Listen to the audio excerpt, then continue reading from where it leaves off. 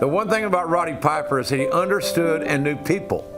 And he loved being a pro wrestling TV villain. He embraced it. He loved it when it was not really safe to be a pro wrestling villain back in the day. I made the quote, I said, the wrestling business was made for Roddy Piper and Roddy Piper was made for it.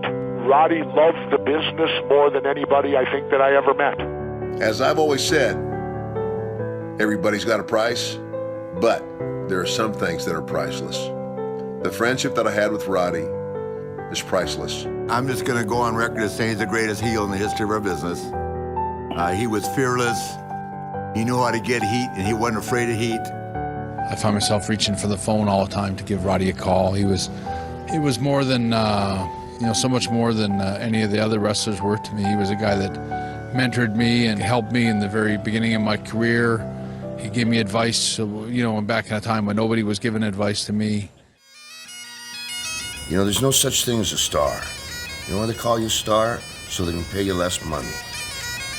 When you finish a performance, you wait an hour and you look on your door and see if your star is still there. It's not there.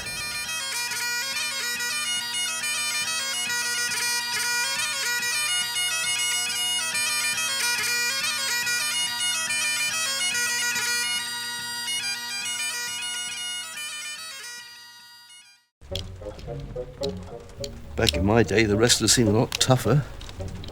What do you know about wrestlers? Your grandfather is not boring. You probably have a lot more in common with him than you think you do. Back in the year 2013, your granddad travelled the world, interviewing wrestlers. Some of the most famous wrestlers of all time, actually. You expect me to believe that? I was fortunate. Wrestlers tend to be very guarded.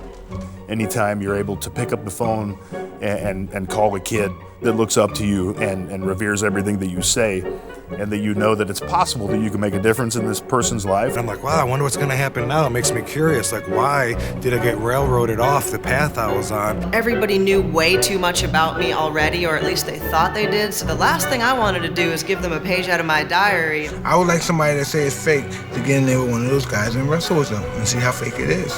If you're a wrestler and you forget that you were a fan, then you don't understand what it's about. We just went in the ring, wrestled, wrestled hard and fast and a little bit acrobatic, The wins and losses are what they are, and you walk away from this sport with that integrity. People are never happy, and it's like, okay, if you're never happy with what's going on, let me give you something that will really not make you happy. I thought back in your day wrestling was fake. It was as fake as your imagination.